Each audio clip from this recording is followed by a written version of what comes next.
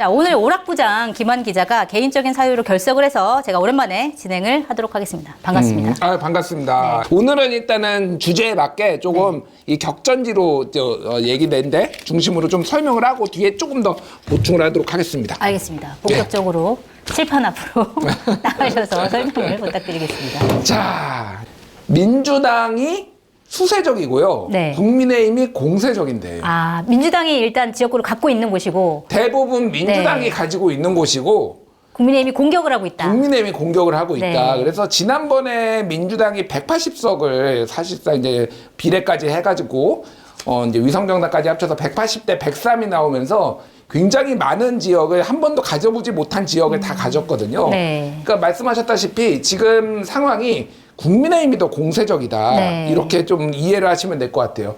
아까 말씀하셨다시피 지난번에 49석의 서울이 있었는데 41대 8이었어요. 네. 그 41대 8이라는 스코어는 대한민국 역사상 없었던 서울에서 41대 8은 네. 2008년에 8대 40이 있었습니다. 다만 네. 그때 8대 40. 민주당이 81석으로 폭망하는 그때 선거였죠. 네. 하지만 반대해서 이렇게 있는데 일단은 한강벨트부터 먼저 그리면서 좀 제가 네. 설명을 드릴게요. 자, 이거는 잠깐 뒤로 있고, 자, 한강. 대한민국 한강 어떻게 생겼습니까? 뭐 이렇게 생겼다고 봐요. 네. 자, 이게 한강이에요. 한강. 네. 서울은 뭐 이렇게 생겼겠지. 이렇게. 네. 자, 이렇게 해서 여기에 이제 강남 3구가 있는 거고. 그렇죠. 자, 그렇죠. 자, 그러면은 여기에 뭐가 있을까요? 여기. 끄트머리. 저기가 강서? 아니요. 위쪽이지. 한강 위쪽이지. 한강 위쪽. 아니, 여기 밑에가 강서고. 아, 강북? 여기는 마포. 아, 마포. 아, 저기가 을. 마포구나. 네. 누가 있죠? 정청래 의원. 정청래가 네. 있습니다. 정청래와 운동권, 네. 이 문화원 점거의 주역인 함은경, 이 두 사람이 이제 맞고, 여기에 뭐가 있죠? 마포, 갑. 네. 여기에는 노웅래 의원이 컷오프가 됐고요. 네, 맞습니다. 누구죠? 새로 오신 분이 있는데 제가 조정훈 시대전환 의원이 네, 국민의힘으로 이지은 아마 그 총경. 네네, 총경 그 총경. 네. 여성 경찰 문학이 전략 공천 받았고 여기가 네. 마포 갑이 있고요. 그리고 요 옆에가 이제 뭐가 있죠? 아, 여기가 조금 애매하다.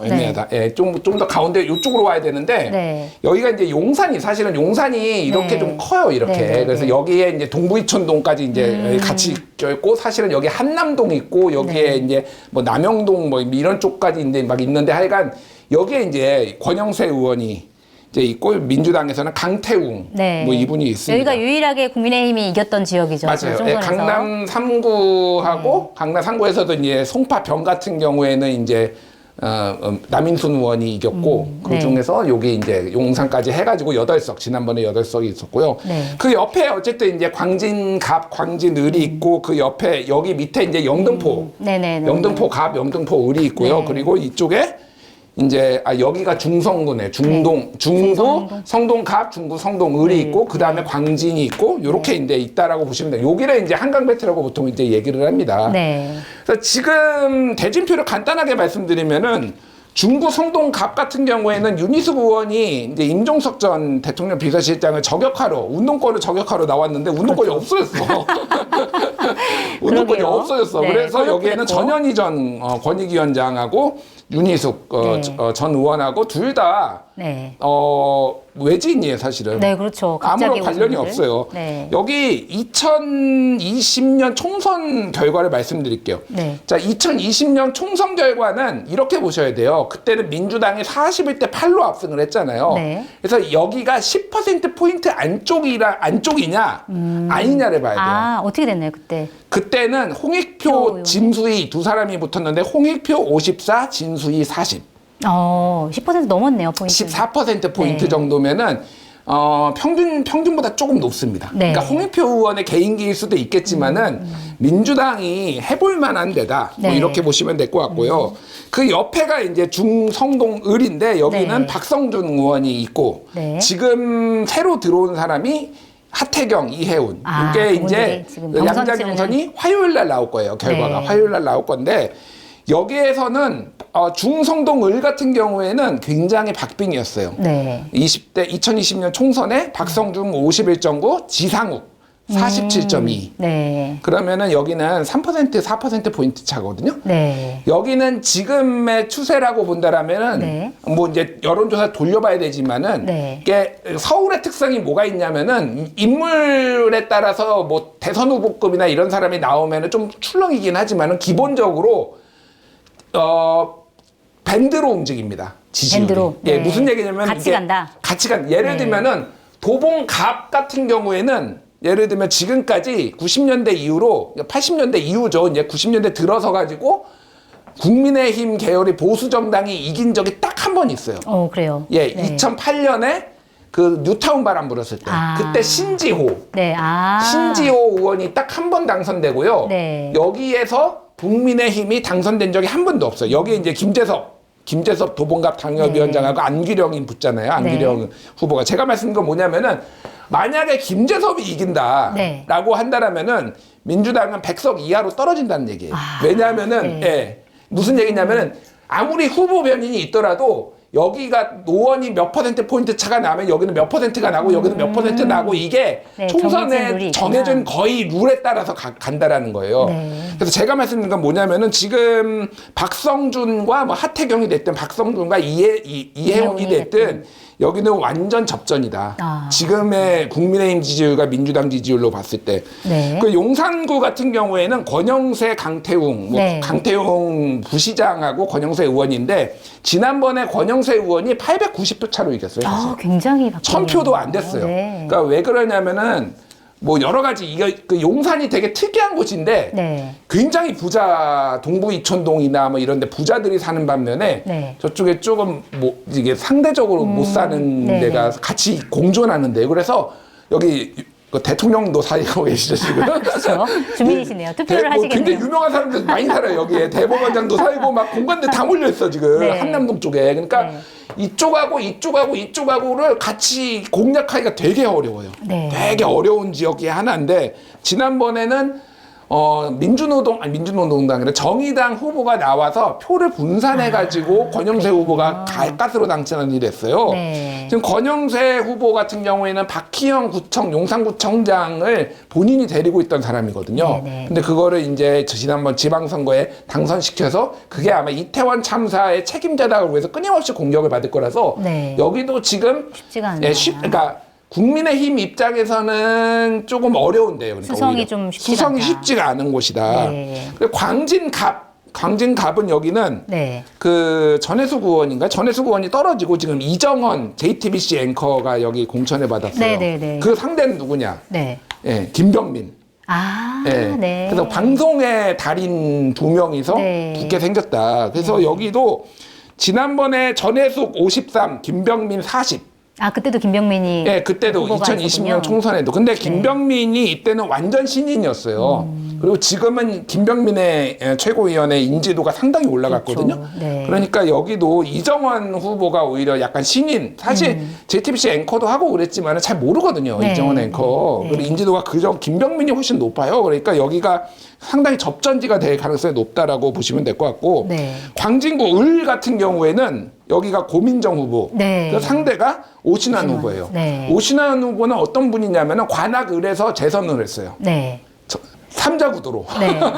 민주당 후보가 2명 계속 나오는 거야. 네. 그래서 오신환이 계속 이겼어. 그래서 여기로 이제 왔어. 근데 네. 여기가 얼마나 접전이었냐면은 고민정, 오세훈 2020년 총선에 50.37에 47.82. 네. 그래서 3%포인트가 안 나요. 네. 2.3, 2.5 정도 나요. 네, 네, 2.5%포인트니까 여기는 초접전이라고 보면 될 것 같아요. 누가 이겨도 이상하지 않다. 오세훈 시장한테도 이겼으면은 고민정 의원이 좀 약간 탄탄하다 이렇게 볼 수 있는 건가요, 그러면? 그때보다 지금 네. 그러니까 민주당에 대한 여론이 안 좋잖아요. 아까 네. 얘기했잖아요. 그러니까 뭐 여론조사마다 다르지만은 대체적으로 보면은 서울이 지금 국민의힘이 5%에서 한 15%포인트까지 정당 지지율 지지율이 차이가 앞서요, 있으니까. 지금. 네. 지금 상황이. 쉽지 않겠네요, 예, 그러면. 그러니까 민주당이, 물론 최근에 공천 파동이 가장 많이 반영된 여론조사기 때문에 민주당 지지율이 다시 올라올 가능성은 있습니다만 어쨌든 네. 2020년 총선 같은 경우에는 민주당 지지율이 서울 전역에서 전체적으로 미래통합당보다 높았어요.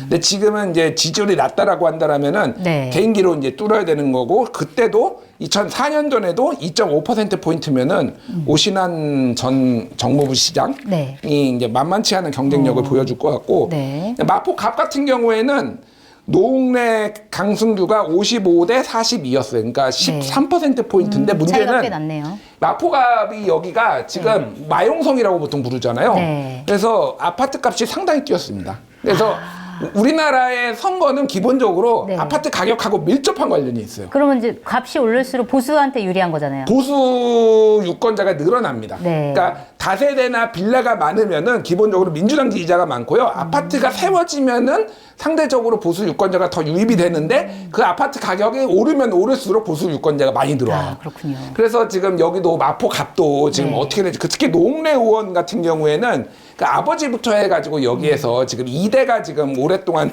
구청장도 하고 여기서 국회의원도 했거든요. 네. 지금 그래서 본인이 컷오프를 당했을 때 이 노웅래 의원의 조직들이 네. 이지은 후보를 도와줄 것이냐가 관건이에요. 그게 문제네요. 지금 반발하고 있는 상황 아니에요? 네, 본인이 굉장히 컷오프에 강하게 반발하고 있잖아요. 왜 네. 나만 지금 사법 리스크가 있어? 이러면서 그렇죠. 강하게 네. 이재명도 틀린 말은 있고 아닙니다. 다 있다고 뭐 이렇게 얘기를 하면서 강하게 반발하고 있어서 네. 이거 어떻게 될지 모른다. 여기도 초접전이다라고 보시면 될 것 같아요. 네. 뭐 마포 을 같은 경우에는 여기는 국민의힘에 누가 와도 한동훈이 와도 안 됩니다. 아, 왜안 정청래 되는지 아세요? 의원이 워낙 그 지지세가 굉장히 강고한가요? 정청래 의원이 잘하는 것도 있지만은 네. 무엇보다도 쓰레기 소각장 이슈가 있어요. 네. 오세훈 국민의힘 소속의 오세훈 서울시장이 여기다가 쓰레기 소각장을 네. 설치하겠다고 하니까 국민의힘은 다 죽어! 거의 이 분위기예요. 그런 그러니까 분위기구나. 누가 와도 안 돼 여기는. 네. 근데 윤석열 대통령이 오든 한동훈이 오든 여기는 그런가요? 안 되는 분위기예요. 김경률 비대위원이 나와서도 안 됐다. 어차피. 택도 없지. 더블 스코어 차이 안 나면은 됐지. 그리고 영등포 같은 경우에 영등포 갑은 김영주 지금 국회 부의장이 거기가 굉장히 궁금해요.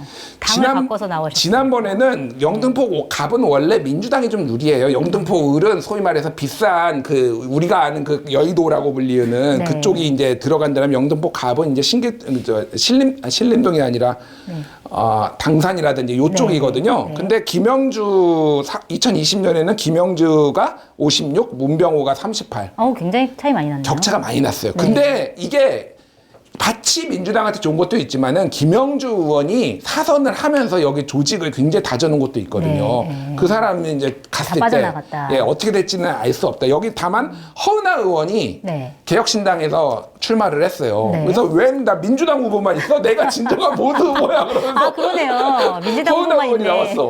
그래서 여기는 좀 네. 지켜봐야 된다. 어떻게 삼자 될지. 구도가 돼서 어떻게 될지 봐야 된다라는 거고. 네. 동작 같은 경우에는 김병기, 장진영 뭐 이렇게 했는데 김병기, 장진영은 2020년에도 붙었는데 55대 42, 13%포인트였고 동작구 을이 네. 여기가 이제 뭐 한강 배트는 아니지만 보통 같이 봐요. 네. 동작을은 나경원 그리고 2020년에는 이수진 그때 52대 45였거든요. 네. 10%포인트 안쪽이라고 하는 거는 여기는 상당히 나경원 의원이 사선이나 있고 경쟁력이 있다라는 거고 네. 류사명 총정이 나왔어요. 네. 좀 뜬금없다라는 평가들이 있어요. 그래요. 그래서 어쨌든 한강 배트는 민주당이 대부분 의석을 가지고 있는데 네. 용산을 빼고는 얼마나 여기를 지켜내느냐가 관건이에요. 지금 네. 그런데 현역 교체율이 굉장히 높고 지금 저기 이정원 후보한테 진 그 백혜련 의원인가요? 네네네. 탈당 방금 한다고. 네. 속보가 나왔네요. 방금 전에 속보가 네, 나왔어요. 근데 민주당은 지금 공천 파동이 아직 다 끝나지 않았습니다. 그러니까 굉장히 상당히 여기에서 지난번에 아까 얘기했을 때 41대 8이었어요. 네. 근데 국힘에서는 국민의힘에서는 어떻게 보고 있냐면은 지난번에 10%포인트 안쪽이었던 데는 다 이길 수 있다라고 보고 있어요. 그게 10개 정도 됐어요. 10개군요. 그러면은 여기가 국민의힘은 18개, 여기는 31개.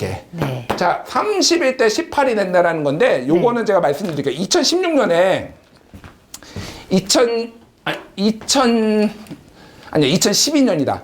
2012년에 네. 46개 서울의 지역구가 있었어요. 네. 그때 민주당이 30개 가져갔고요. 네. 국민의힘 보수정당 새누리당이 16개 가져갔어요. 네. 그때랑 그럼 비슷하게 될 수 있겠네요. 근데 문제는 최종 스코어가 152대 127이었어요.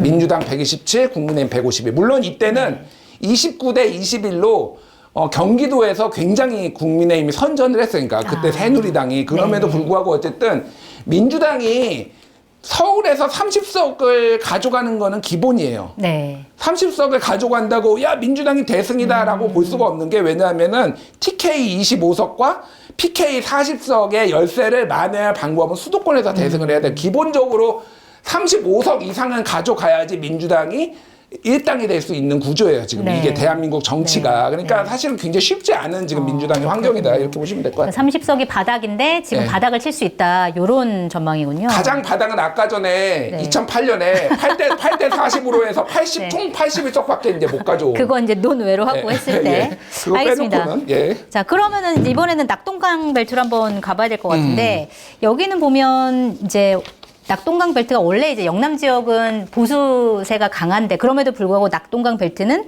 기존에 계속 이제 민주당이 선전을 해온 지역이죠. 그래서 지금은 이제 이 지역구 보니까 원래 9개 지역구에서 10개 지역구로 의석수가 하나 더 늘었고 이 원래 9개 지역구 중에서 민주당이 5대 4로 지난 총선, 지지난 총선 이렇게 다 이겼단 말이에요. 근데 지금은 약간 분위기가 다를 수 있다. 왜냐면은 국민의힘에서 안 되겠다. 낙동강 벨트 좀 찾아와야 되겠다 해서 중진 의원들 서병수, 조혜진, 김태호 의원을 지역구를 바꿔서 이쪽으로 보냈단 말이에요. 그래서 우리가 탈환하겠다 이렇게 지금 하고 있는데 어떻게 보세요, 전망을? 일단 낙동강 벨트라는 용어가 이게 이것도 제가 부산을 잘 모르지만은 그냥 부산이 뭐 이렇게 있어요. 이렇게 네. 있고 여기에 해운대가 있고 여기에 뭐 영도가 있고 뭐 이렇게 있단 말이야. 낙동강이 이렇게 흘러 여기로. 네. 왼쪽에 있어요. 네. 그래서 왼쪽에 붙어 있는 이쪽이 왜 이 부산의 서부 쪽 김해가 이제 이쪽에 있는 거고. 네. 그래서 왜 여기가 그러냐면은 외지인들이 유입이 되잖아요. 네. 그러면 여기에 정착하는 경우가 많아요. 아. 그러니까 호남 사람들도 여기로 오고 아. 다른 지역의 사람들도 다 이쪽에 많이 아. 이쪽보다는 이쪽은 이제 위에 울산이 있는 거고 네. 약간 영남 토박이들이 영남 그쪽으로 토박이들이 오고. 좀 더 사는 느낌이라면은 여기가 이제 좀 더 인구도 늘어나고 막 이렇게 역동적으로 발전하고 김해공항도 이쪽에 있고 막 그렇단 말이에요. 그래서 낙동강 벨트라는 느낌은 그런 거예요. 그러니까 외지인들이 부산 토박이나 영남 토박이들이 아닌 외지인들이 들어와서 살기 때문에 상대적으로 더 네. 민주당이 해볼 만하다. 뭐 이런 느낌인 거예요. 그래서 제가 이제 지도를 저질이지만은 뭐 하지만은 지금 민주당의 가장 큰 위기는 저는 이 낙동강 벨트라고 봅니다. 그래요. 사실. 예. 왜 그렇죠? 그러니까 왜 그러냐면은 자 지난번에 PK에서 그러니까 총 6석을 가지고 갔어요. 그러니까 네. 그러니까 김해갑을 그 양산을 그리고 북강서갑 그리고 남구을 네. 그리고 또 어디더라? 사하갑이었나 뭐 그랬을 거예요 아마. 네, 6 뭐 군데. 이랬을 겁니다. 네. 그러니까 제가 말씀드린 건 뭐냐면은 네. 이 2016년에는 부산에서만 5석을 가지고 왔는데 오히려 쪼그라들었어요. 쪼그라들었어요. 네. 그러니까 3석으로 쪼그라들었어요. 부산. 2020년이 네. 오히려 쪼그라드는 거다. 예, 부산, 그러니까 왜 그러냐면은 기본적으로 부산, 그러니까 그 PK 지역의 정서가 TK하고 좀 다르거든요. 그러니까 대구 경북하고는 다른데 대구 경북 같은 경우에는 어쨌든 굉장히 맹목적인 지지가 있어요. 그래서 당선되는 것 자체가 매우 힘들어요. 그러니까. 네. 근데 이 PK는 전략적으로 생각하는데 PK가 소위 말해서 민주당 계열을 지지를 할 때는 네. 두 가지가 맞아떨어져야 돼요. 어떤 거죠? 하나는 보수의 잡음과 분열이 있어야 됩니다. 네. 그게 이제 2016년에 공천 파동 같은 경우예요. 아하. 그게 이제 있으면은 네. 쉽게 얘기를 하면은 누가 더 꼴 보기 싫은가의 싸움인 거예요. 그러니까 네. 누가 더 그래서 그때는 보수가 보기에는 부산 분들이 보기에는 국민의힘의 공천 파동이 너무너무 꼴 보기 싫은 거지. 특히 네. 박근혜의 TK와 네. 김무성의 이제 PK 쪽이죠. 그러니까 네. 김무성은 이제 그쪽이었잖아요. 그러니까 이게 약간 둘의 권력이 이제 부딪혔다라고 보는 건데 그랬었죠. 이 과정에서의 그 과정들이 너무 꼴 보기 싫었다라는 거예요. 그리고 정권 심판론이 이제 매우 높아야 된다라는 거예요. 그러니까 그게 이제 그러니까 네. 그때 보수 정부 상황인 거죠. 네. 그게 맞아 떨어져야 되는데 지금은 좀 다르네요. 정권 심판론이 아직 높기는 하지만은 정권 네. 심판론이 약해지고 있어요. 하나는. 또 하나는 보수 쪽은 잡음이 없고 지금 민주당 계열이 지금 잡음이 매우 심해요. 네. 그래서 소위 말해서 이재명이 꼴 보기 싫다라는 정서를 상당히 부산들이 많이 가지고 있다라면은 이분들이 지금 가지고 있는 개인기로 뚫을 수 있을 것인가라는 네. 거예요. 그래서 북강서 갑 같은 경우에 북구, 강서구 갑이었는데 이게 네. 지금 북구 갑, 북구 을, 강서. 강성 이렇게 이렇게 세 군데로 나눠졌어요. 네. 이게 전재수 의원한테 굉장히 치명타가 됐는데 그렇다면서요. 예, 왜 그러냐면은 이게 네. 만덕동이라고 있어요. 저도 처음 들어보는 동네입니다. 만덕 일동. 예, 만덕일동. 여기에 전재수한테 가장 많은 표가 나왔는데 네. 그게 저쪽으로 넘어가 버렸어. 네. 근데 지난번 어떡하나. 총선이 어떻게 됐냐면은 2020년에 전재수 50.58, 박민식 48.57. 아, 굉장히 붙어 있는 부분이었군요. 자, 2020년 총선은 기본적으로 민주당이 완전 대승을 하고 미래통합당이 전체적으로 꼴보기 싫은 거였어요. 네. 그러니까 그 상황에서도 지금 박빙이라는 그랬네요. 거잖아요. 네. 그러니까 전재수 의원이 진짜 성실한 의원입니다. 제가 예전에 전재수 의원한테 그 얘기를 했어요. 이번에 선거 어떻게 준비하시? 작년 얘기예요. 전재수 의원이 그 얘기를 하더라고요. 원래 선거는 선거 기간에 선거 운동하는 거 아니라고. 아, 그럼요. 후보 결정되기 전에 자기는 작년 10월 11월에 이미 선거운동 다 끝내놨다고. 아, 그래요? 네. 어떻게, 뭘 얘기하는 걸까요? 아니, 그러니까 그때 가가지고 처음 이게 사람 파악하고 유권자 파악하고 이게 아니라 이렇게 열세 지역에서 살아남으려면은 어마어마하게 바닥에 뛰어야 된다라는 거예요. 그러니까 전재수라는 사람을 모두가 알 정도로 네. 저 지역구민이 다 알 정도 그래도 이길랑 말락이라는 거예요. 그러니까 이분이 주말마다 맨날 내려갔어요. 맨날 이미 작년부터 네. 맨날 내려가가지고 아예 그리고 중앙방송 다 끊어버려 방송 나오다가 안 나오잖아요. 네. 아예 거기서 살아버렸어 그러니까. 그러니까 아예 안 올라오고. 그러니까 사실은 열세 지역에서 오랫동안 의원을 하시는 분들의 특징이거든요. 네. 그 전재수도 사실은 이번에 생존을 그러니까 장담할 수 없는 게 여기에 누가 붙었냐. 서병수. 예, 전재수. 네. 근데 서병수 의원 같은 경우에는 사실 지역구를 옮겨서 예. 바닥을 다지기에는 좀 사실 시간이 부족한 거 아니냐 뭐 이런 평가도 있는데 그래도 굉장히 좀 우려스러운 상황인가요? 전재수 의원 입장에서는. 서병수는 5선 의원인데 더 중요한 게 있어요. 네. 부산시장? 부산시장을 했습니다. 부산시장이 뭐냐? 네. 부산 전역이 지역구예요. 네, 그러네요. 네, 부산 전역이 지역구이기 때문에 여기에 대해서 사람들이 위화감을 느끼지 않을 거예요. 그러니까. 그래서 여기 그냥 낙하산으로 왔나 이게 아니라는 거죠? 네, 낙하산이 그러니까. 아니라 아니 네. 전재수를 잡으려고 서병수 정도의 이 정도 노회한 장군을 투입을 했다? 네. 이건 국민의힘이 정말로 진심을 다하는구나 사람들이 이렇게 느낄 거란 말이에요. 또 이제 양산은 이제 문재인 대통령 때문에 상당히 네. 여기가 네. 민주당이 강세 지역이 됐는데 양산에 김두관이 있어요. 김두관. 저 진짜 이 지역 궁금해요. 왜냐면 김태호 의원이랑 김두관 의원 둘 다 경남지사 출신이잖아요. 맞아요. 그래서 어떻게 될지 굉장히 궁금하더라고요. 김태호. 네. 여기도 다선 의원 출신의 네. 경남지사 출신의 완전히 지금 승부수인데 네.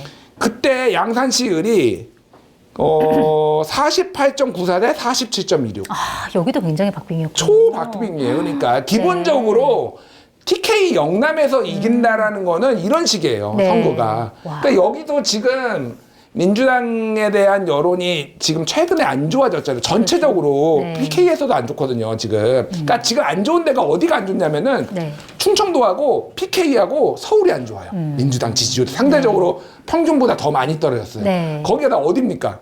격전지예요. 그러네요. 격전지. 거기를 이기는 데가 사실은 총선을 승리하고 그게 예. 지표가 돼 왔는데 예. 거기가 진짜 위험하다. 그래서 지금 이번에 선거가 어떻게 될지 모른다. 네. 정권 심판론이 여전히 강하긴 하지만 이 정도 거물을 이제 꼽는다라는 거는 네. 굉장히 이제 어려운 선거가 됐다라는 겁니다. 네.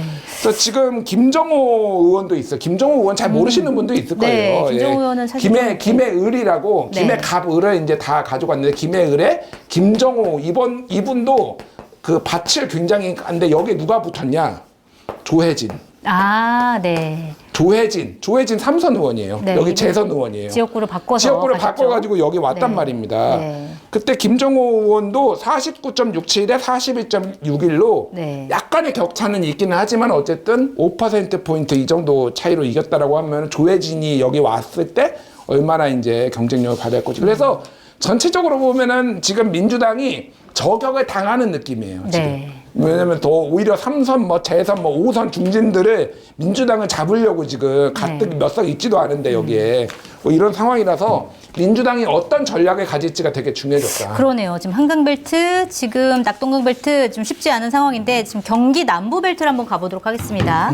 여기 일단 수원벨트는 5석인데 수원, 갑을, 병정, 무 근데 다섯 석이 지난 총선에서는 다 민주당이 가져갔었죠. 예. 근데 여기도 지금 국민의힘에서 우리가 여기 좀 한번 해볼 거야 하고서는 이제 엄청난 분들을 많이 공천을 했는데 특히 수원정 같은 경우에는 경선에서 의외로 박강원 전 원내대표가 민주당에서 경선에서 탈락을 해가지고 지금 이수정 범죄심리학자 교수죠. 이수정 교수랑 친명 김준혁 후보가 경쟁을 하고 있는데 여기가 수원정이 굉장히 뭐랄까 지표가 되는 지역이라면서요. 이거는 좀 어떻게 보세요? 그러니까 쓸게요. 잠깐만. 하나씩 쓸게. 갑, 을, 병, 정, 무. 무가 있어요. 네. 그러니까 민주당에 누가 있었냐면은 갑에는 김승원 의원. 네. 김승원. 네. GS 지지로 유명하신 분이죠. 조미료. 아, 정말. 네. 예, 김승원. 여기에 을에 백혜련 의원. 네. 그리고 여기에 김영진 의원. 네. 뭐 잘 모르실 수도 있어요. 사실 정치 고관여층 아니면 지역 아니면은 김영진 의원은 뭐 7인의 예, 맞습니다. 예, 친명으로 네, 유명하시고 여기에 네. 박광온 의원. 네. 여기에 김진표 네. 국회의장. 네. 자, 근데 이 수원이라는 지역은요, 이 김진표, 묵은 소나무처럼 오랫동안 이 수원을 지켜왔고요. 거기에 옆에서 박광온이 상당히 조직을 다져왔다라는 건데, 두 사람이 다 지금 아웃이 됐어요. 네네.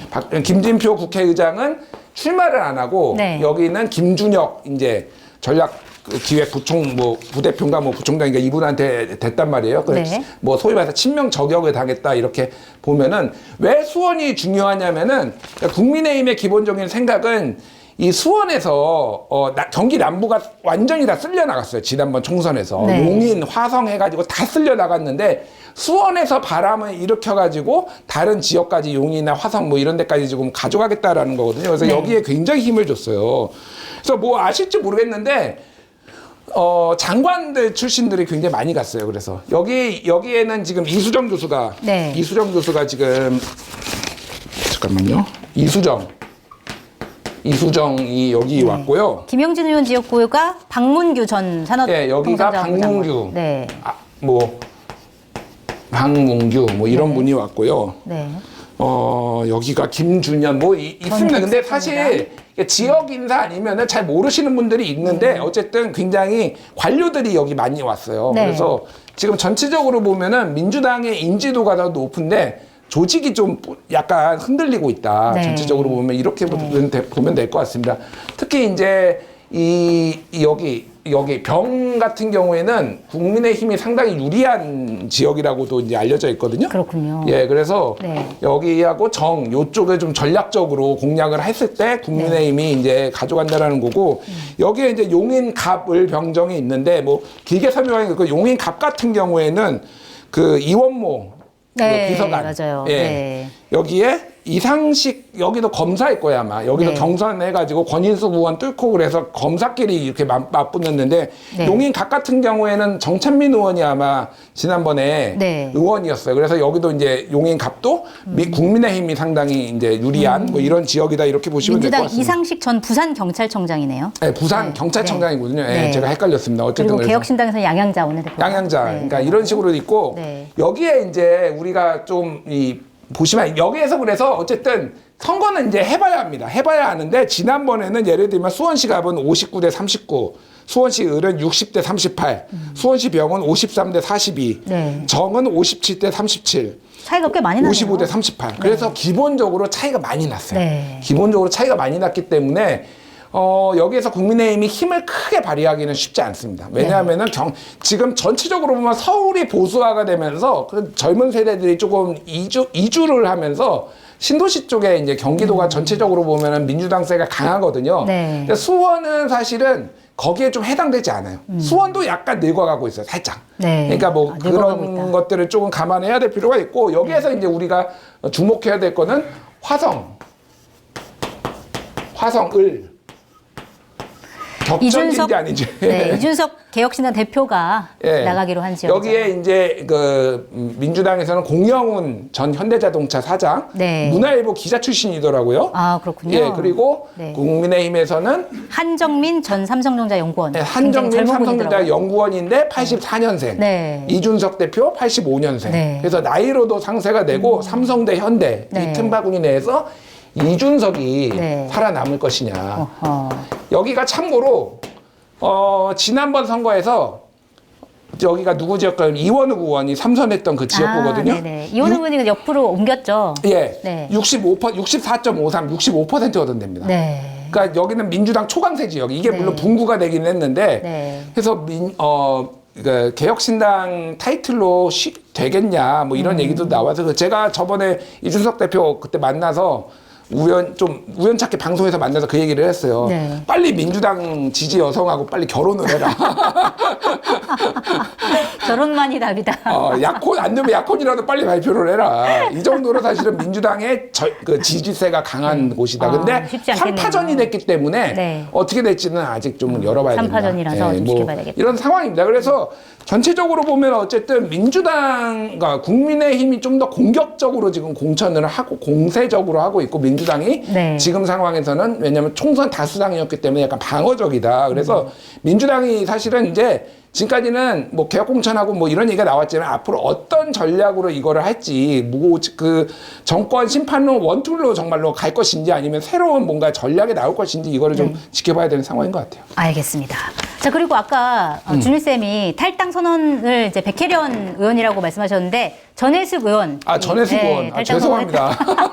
정정해드리도록 하겠습니다. 정말 죄송합니다. 백혜련 의원께 사과의 백혜련 의원 말씀. 저기 수원 의뢰 나가십니다. 그러니까요. 정말 죄송하다는 말씀드리고 네. 전해숙 의원이었습니다. 예. 자, 그리고 마지막으로 시종땡 시그니처 질문 드리겠는데 사실 선거가 한 달 앞인데 그러니까 뭐 민주당에서는 친명, 국민의힘에서는 친윤 이분들이 다 공천을 싹쓸이했다 뭐 이런 이제 평가를 받는데 제대로 된 공약이 없고 너무 이제 자기 편만 챙겨주는 거 아니냐 이런 비판이 있는데 그리고 제3지대는 너무 힘 못 쓴다 이런 비판도 있는데 각 당에 조언 한마디씩 좀 해주신다면?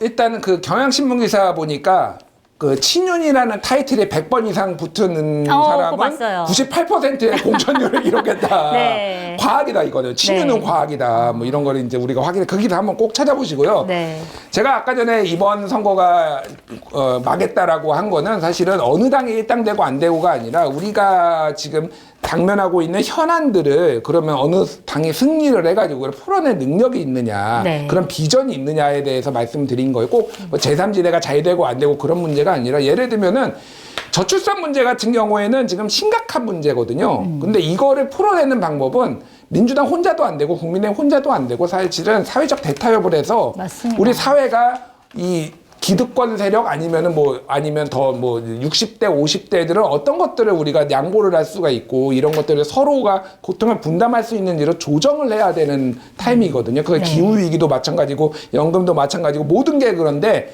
지금 지금 정치권에 나와 있는 세력은 그걸 할 수 있는 사람이 아무도 없다. 네. 안타깝지만은. 네. 그래서 모든 숙제는 2027년 대선으로 지금 밀리게 생겼다.